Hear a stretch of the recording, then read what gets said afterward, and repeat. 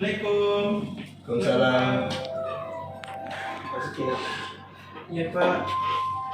Silakan dulu. Oke Pak, terima kasih. Kamu Syawal nak ya dari siswa kelas 9 ini? Iya Pak, saya siswa kelas ini sama dengan Rani.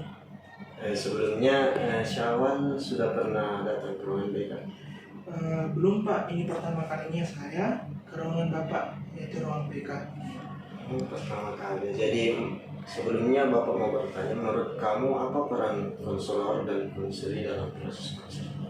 Nah, kalau menurut saya Bapak, konselor itu tugasnya menyelesaikan masalah yang dialami oleh siswa. Sebenarnya yang kamu katakan itu keliru.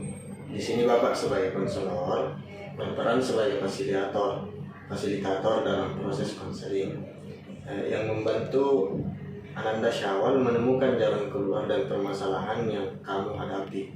Sedangkan kamu sendiri sebagai konseli berperan aktif untuk melakukan interaksi dan berkata jujur apa yang kamu rasakan pada saat ini.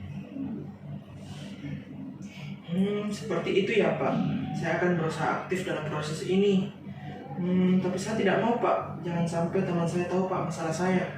Oh, soal itu kamu tidak perlu khawatir. Dalam konseling ada kode etik yang menjamin asas kerahasiaan masalah yang kamu hadapi. Jadi kamu tidak perlu khawatir. Bapak bisa menjamin pembicaraan ini tidak akan diketahui oleh orang lain. Oh begitu ya Pak. Ya, sebelum kita mulai membahas permasalahan Ananda Syawal, alangkah baiknya kita membuat kesepakatan waktu yang diperlukan untuk proses konseling ini. Apakah 30 menit itu sudah cukup? Ya Pak, saya rasa 30 menit sudah cukup bagi saya Pak. Baiklah, kita sudah menyepakati waktu yang digunakan dalam proses konseling ini. Nah, sekarang coba kamu ceritakan masalah yang sedang kamu hadapi. Belakangan ini saya sering dimarahi oleh guru-guru. Oh, sedih. Kalau boleh tahu, Ananda Syawal sedih karena kenapa? Mungkin karena saya tidak mengerjakan tugas Pak. Coba kamu ceritakan hal-hal apa yang membuat kamu tidak bisa mengerjakan tugas tersebut. Saya merasa bosan Pak. Mulai dari jam 7 pagi harus belajar di sekolah, dan setelah pulang dari sekolah saya masih harus ikut les. Belum lagi itu saat pulang ke rumah harus mengerjakan PR Pak. Jadi kamu merasa bosan dengan aktivitasmu yang itu saja ya? Iya Pak, betul. Kamu merasa bosan dengan aktivitasmu yang itu saja ya? Iya Pak, kalau saya bosan saya lebih memilih tidur daripada mengerjakan tugas. Saya tidak ingin terlalu lelah, saya takut nantinya akan jatuh sakit dan terlalu memaksakan diri. Saat kamu tidur lebih awal, apa kamu menggantikannya dengan bangun tengah malam atau bangun subuh untuk mengerjakan tugasmu? Tidak Pak, saya tetap bangun seperti biasanya. Oh, jadi meskipun kamu tidur lebih awal, kamu tetap bangun seperti biasanya dan tidak mengerjakan tugas? Iya Pak, saya tahu bahwa apa yang saya lakukan tidak tepat, tapi itu membuat saya merasa nyaman. Saya sadar Pak, seharusnya saya belajar dengan giat karena sebentar lagi saya akan ujian. Kamu mengatakan kamu harus giat belajar untuk menghadapi ujian, tapi kamu merasa nyaman tidur lebih awal dan tidak mengerjakan tugas. Iya Pak, saya bingung harus bagaimana. Saya takut gagal saat ujian. Terus, Saya butuh motivasi yang bisa membuat saya rajin belajar lagi Pak. jadi kamu butuh motivasi untuk belajar karena kamu takut akan gagal ujian gitu. Iya Pak, kalau saya begini terus saya akan gagal dalam ujian Pak. Jadi kamu merasa tertekan menghadapi ujian? Iya Pak, saya takut gagal. Pak, kalau saya gagal orang tua saya pasti akan marah dan teman-teman saya akan menjauhi saya Pak. Bapak mengerti dengan perasaanmu berdasarkan ceritamu. Kamu mulai bosan belajar karena jadwal belajarmu terlalu padat. Namun merasa takut gagal dalam ujian karena tidak tahu harus bagaimana agar semangat lagi, betul begitu? Iya Pak, betul sekali Pak. Bapak paham dengan apa yang kamu alami sekarang. Pada dasarnya kita memang akan mudah bosan ketika menjalani aktivitas yang itu saja. Apalagi di umur kamu yang sekarang ini suka mencoba hal-hal yang baru dan menyenangkan. Orang-orang biasanya memanfaatkan weekend untuk libur, kumpul dengan keluarga ataupun jalan-jalan dengan teman-teman untuk menghilangkan rasa penat karena aktivitas yang membosankan. Iya juga sih Pak. Nah, sekarang coba kamu pikirkan hal apa yang membuat kamu semangat. Biasanya saya Pak mendengarkan musik, jalan-jalan dengan teman, atau nonton bioskop Pak. Nah, Ananda Syawal sudah tahu hal yang membuat Ananda Syawal tersebut bersemangat. Jadi apa rencana kamu untuk menghilangkan kebosanan dalam belajar? Saya akan mengatur ulang jadwal belajar dengan baik, merencanakan jalannya bersama teman.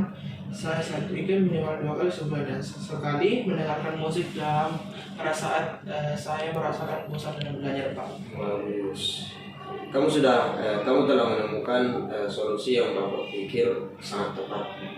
Dan apa kamu mau melakukan dengan sungguh-sungguh? Insya Allah Pak, tentu saja Pak, saya ingin meraih prestasi seperti dulu lagi. Bapak yakin kamu bisa. Kamu adalah murid yang berprestasi. Kamu tentu tahu apa yang terbaik untuk kamu.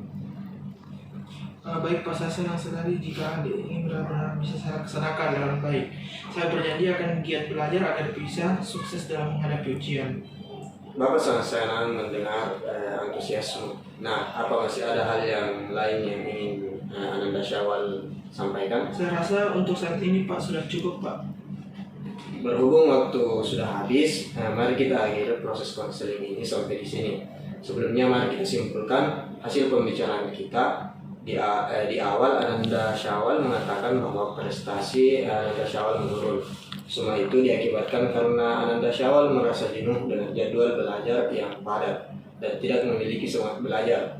Kemudian dalam mengatasi masalah tersebut, Ananda Syawal berencana untuk mengatur waktu belajar, meluangkan waktu jalan-jalan dengan teman-teman saat weekend, dan sesekali mendengarkan musik ketika Ananda Syawal mulai bosan belajar. Bagaimana Ananda Syawal?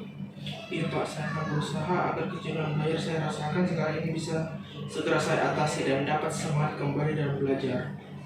Nah, Bapak senang sekali mendengarnya. Bagaimana perasaan Ananda Syawal sekarang? Saya juga Pak merasa senang dan lega Pak. Sekarang saya sudah tahu apa yang harus saya lakukan. Oke, jadi setelah konseling ini berakhir, rencana apa yang akan Ananda Syawal lakukan? Saya akan memulainya dengan mengatur ulang jadwal belajar, meluangkan waktu perjalanan saat weekend dengan teman, agar tidak bosan dengan rutinitas harian, dan sekali mendengarkan musik atau mulai bosan pada saat mulai saya bosan belajar Pak. Baik, Bapak bagus. Semoga kamu bisa sungguh-sungguh menjalankan rencana yang telah Ananda Syawal buat. Nah, kalau begitu sesi konseling ini dapat kita akhiri, dan Ananda Syawal jangan sungkan untuk datang menemui Bapak jika memiliki masalah atau kesulitan-kesulitan yang dihadapi. Baik Pak, terima kasih banyak Pak atas apa yang telah dilakukan oleh Bapak. Saya merasa senang dan lega karena saya sudah tahu apa yang saya harus lakukan. Kalau begitu saya permisi ingin kembali ke kelas Pak. Assalamualaikum. Waalaikumsalam.